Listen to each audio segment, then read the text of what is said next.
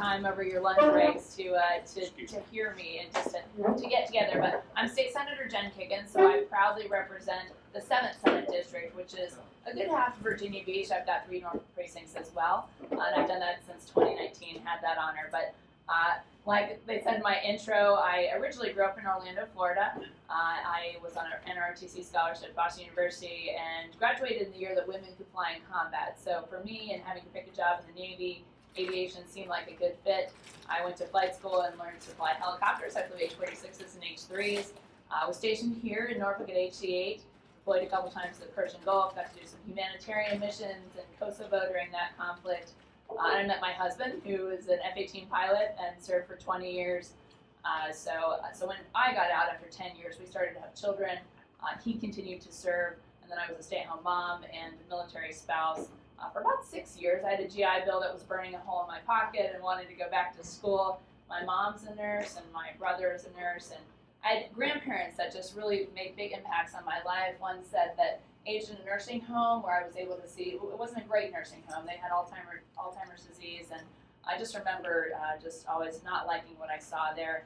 I had another set of grandparents who were very independent and aged in New York City, traveled the world, and so I kind of saw the differences in aging. And with the aging of America and just our greatest generation and how many older adults we now have, I kind of just felt that calling to serve for that group of people. And I loved that job. So I went back to school to ODU and became a nurse, and then to Vanderbilt to become an adult geriatric primary care nurse practitioner, where I've been able to practice really in primary care, long-term care, home health, hospice.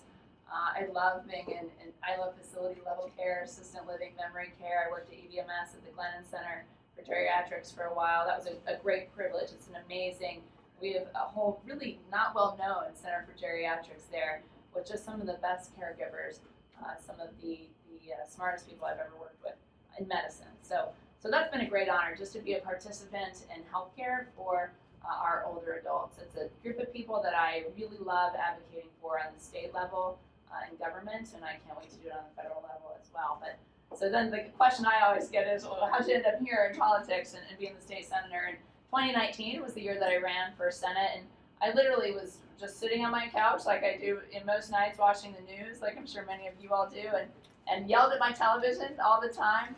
I hated it. I hated watching the news. I still hate watching the news. My parents were big people that yelled at the television as well when I was little, but so much division, so much rhetoric, so much negativity. I hated it. It used to make me so mad. And my husband would say, are you going to keep yelling at the TV, or are you going to get off the couch and do something about it? So this was the year that Frank Wagner, who was the previous state senator before me in the 7th District, he retired kind of abruptly, so the seat was open. And I literally, Googled, how do you run for the state Senate? I thought I should do my part. I saw a lot of Democratic women running and winning. I saw Elaine Loria run for the first time for Congress and win that seat.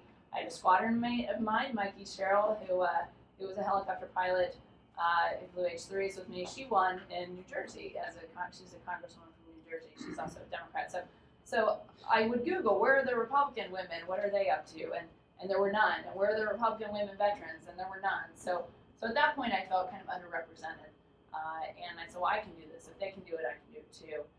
So then we just really worked our tails off in 2019 for that open Senate seat.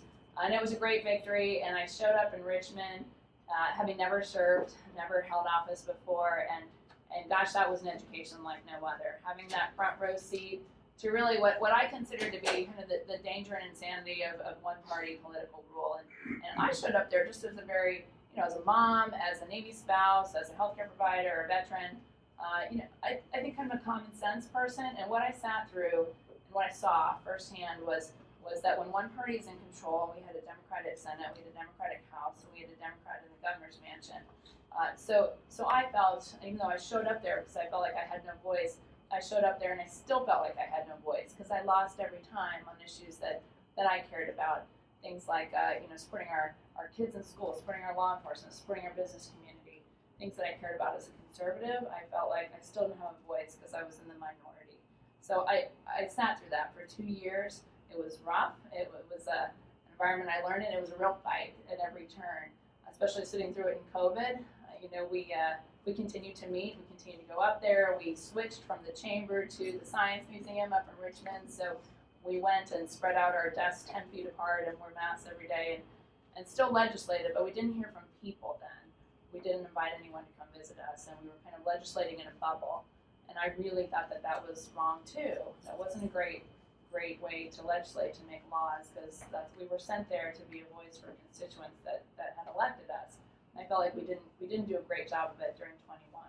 So I saw a lot of things that I didn't like, and the kind of the same things I see happening in DC right now. You know, for me, I don't like that one party political rule. I feel like there's a lot of balance and a lot of benefit to balance, to having that just all voices heard. I'm a healthcare provider, so my job is to literally listen to people and to help them to fix problems. I've been doing that for years, so I feel like when we have balance, when we have all voices that are heard, it's a much better way to govern. We see much better outcomes coming out of government. People trust government more.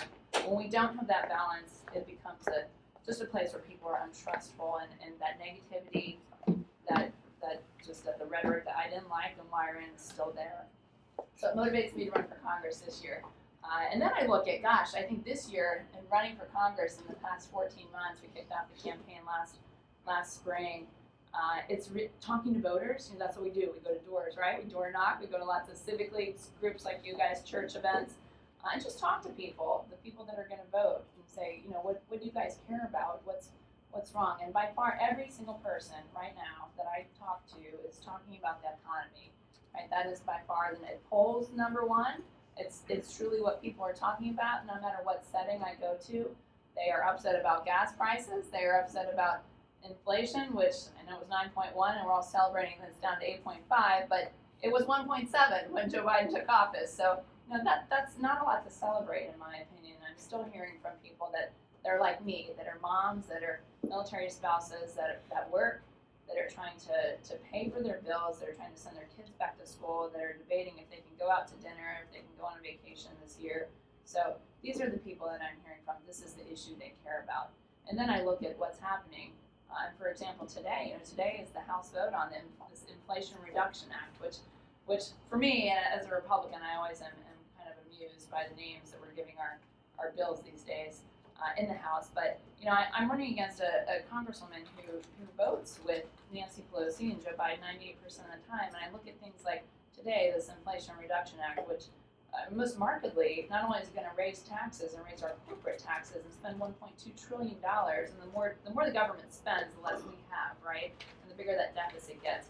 But doubling the size of the IRS is not a great move, in my opinion. It's more than doubling 87,000 new IRS agents. These people are then going to be looking at people like you and me and the low and middle, you know, wage earners that are now going to be under the knife and under the spotlight. And any time, in my opinion, you're increasing government or doubling government, this is not a good thing. If I've learned anything from sitting in the state legislature and even watching federal level politics, big government is not the direction I want this country to go in. I understand kind of what's at stake, and that really motivates me. So I'm frustrated.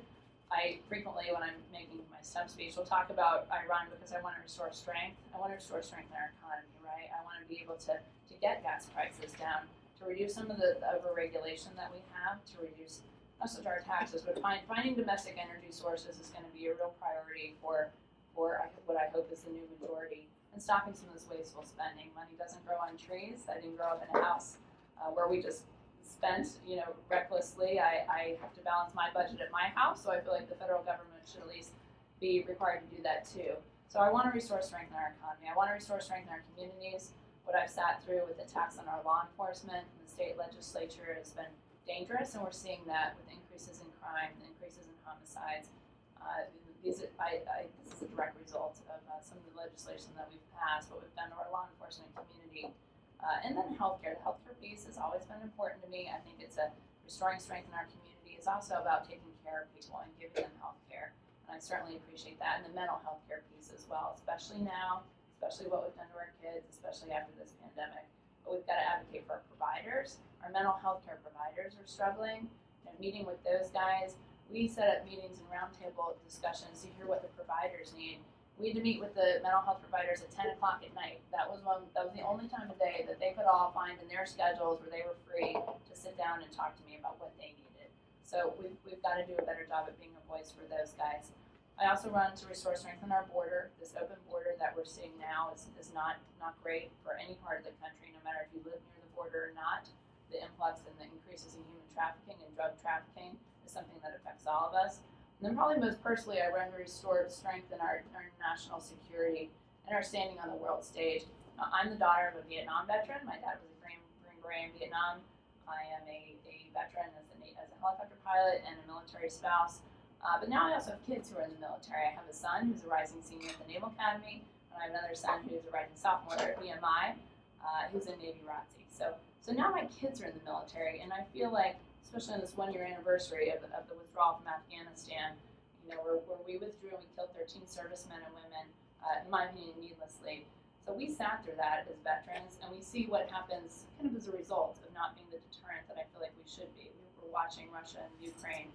I know that China's watching, and they're just waiting and drooling, right, about Taiwan. So I worry about those things. I worry that our friends don't trust us and our enemies aren't hearing us. I worry that we're not that strong military that I knew, or not that our standing on the world stage as a country is not where it should be.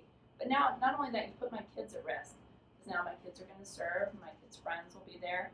So I think of them, and I think of their friends, and I want a seat at that table, right? I want a seat on the Armed Services Committee. I'm running against a congresswoman who's had a seat as the vice chair, and who is in the majority party. She talks about the Biden budget gutting the needs of the Navy.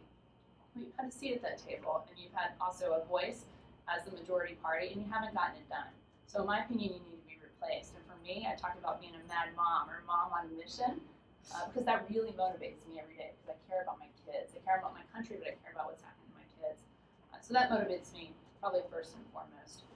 But and I want to close and just share a quote that my dad, when we made my first political ad back in 2019 when I ran for the Senate, we wanted to open the ad with a quote, so we called my dad and asked him for just a good patriotic quote about the country. And if you go back and Google on YouTube, Jen Kiggans, State Senate 2019, you'll see the ad, and the scene opens with me running, and my dad's voice, it's actually my dad's voice, and he says, America is the greatest country on earth, and it's our duty to serve and defend her when called on to do so.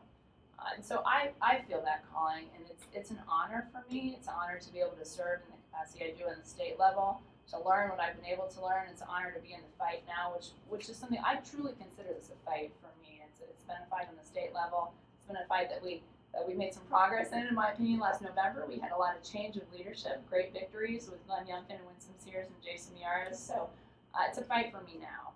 So it's just an honor to be the Republican candidate for Congress this year. I really look forward to flipping this district.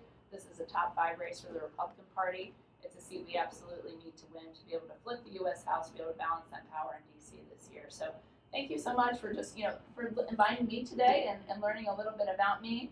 But I really just appreciate you guys being here. Stay tuned until November. So thank you.